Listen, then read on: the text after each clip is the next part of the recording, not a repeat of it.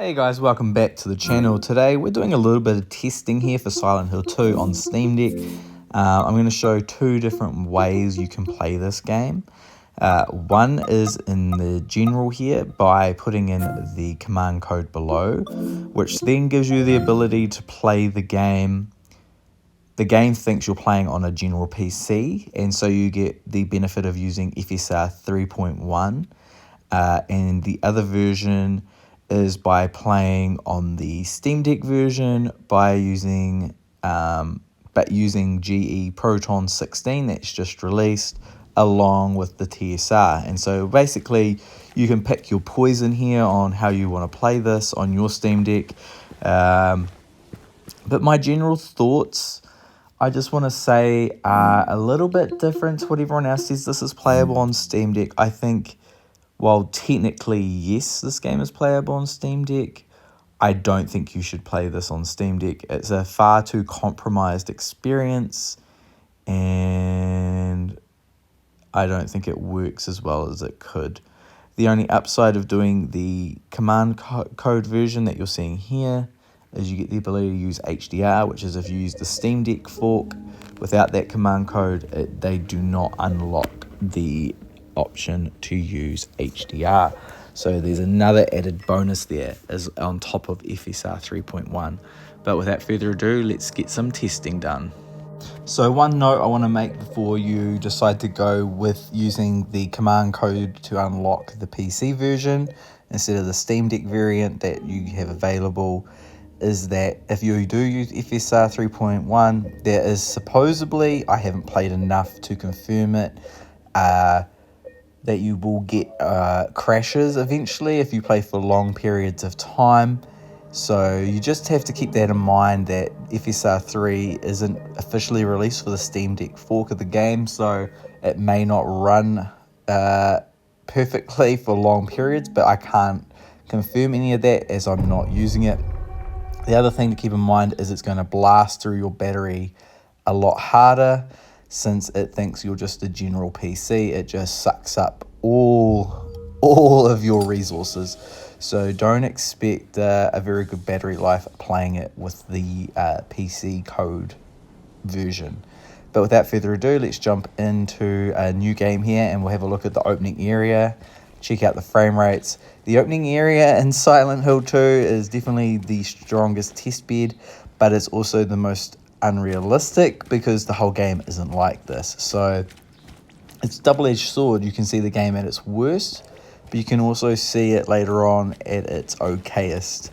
You can see here it's pretty low. Like I say, this only lasts for 5 minutes and then you're into the city, which we will jump to momentarily, but the frame rate is definitely on a lower end.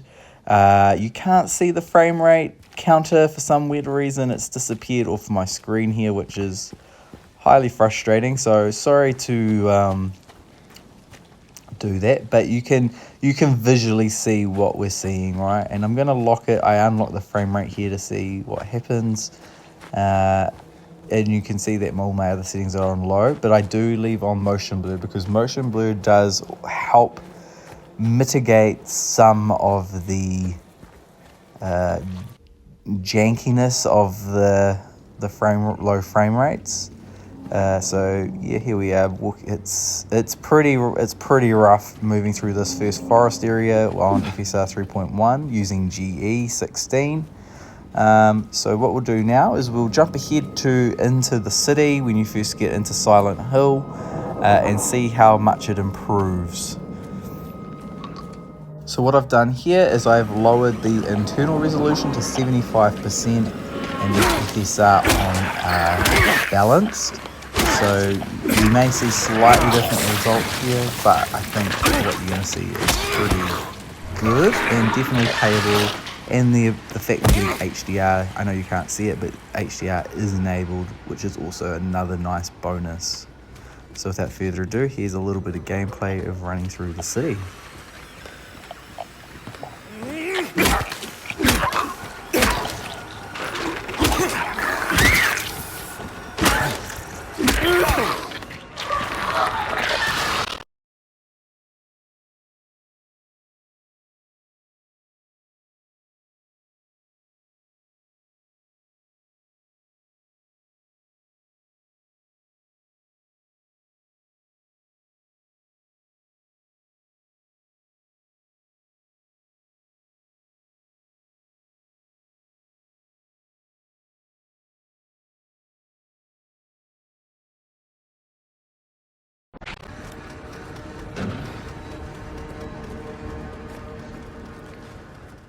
Here we are changing over to normal. So we've deleted the command code out of the Steam settings, and we've just loaded into TSR on low. Again, for some weird reason, the frame rate isn't showing in the top left corner, so you're just getting a visual representation here of gameplay, which in some ways is probably better because it lets you know, like, this is, you're not like fixating on the frame rate, and this is what the game's going to run like. It definitely is still struggling a wee bit here.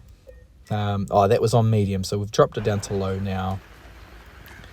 And you can see here how the game's still running okay. And we're at the 75% scale here as well. So basically the same settings, except we're on TSR and we're using the Steam Deck fork of the game. So we're not blasting max RAM and all that from playing it with the Windows variant.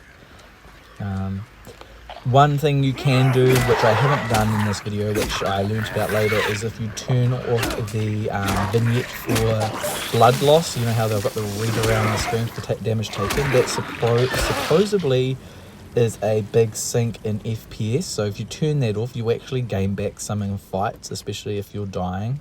But I didn't do that here because you shouldn't have to turn it off, but I ended up actually turning it off in my main playthrough because it's actually kind of annoying how big it is and how much of the screen it takes up on your Steam Deck. So I ended up removing it entirely. So you can see here gameplay is pretty standard stuff. And then what we're going to do is we're going to jump back to the opening as well, but with TSR at 75%. And you can see the differences there instead of using FSR 3.0. So let's do that now. And we'll jump over. Here we are with TSR instead of FSR 3.1 at 75% scale with everything on low. Again, it's a bit of a chug, but as you've seen earlier, the in the city footage isn't quite so bad. And now that cloud saves are enabled, I can actually go back and get some late game footage. If you guys are interested, let me know in the comments below.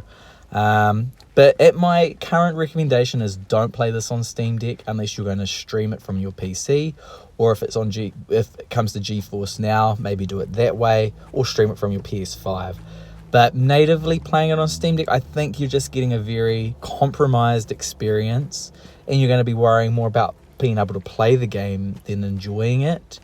That's a personal thing. I feel like the internet's gone a little bit crazy about people just being a little bit too forgiving for performance, because I see on some of the Facebook groups for Steam Deck playable blah blah blah blah. I'm like, technically yes, but is this how you really want to play this game, atmospheric wise? You've lost so much quality. I just don't know whether that's the best way to go about it. But thank you for watching, and if you found this video helpful or enlightening, give us a like, give us a sub, and also let me know if you're playing this natively on your Steam Deck, on your PC, or streaming it from your PC like I am, or GeForce Now, or on your PS5. I'd love to know. And also let me know if you want to see any late game footage and see if the quality increases by any percentage. But without further ado, have a great one, guys, and we'll see you in the next video. Catch ya.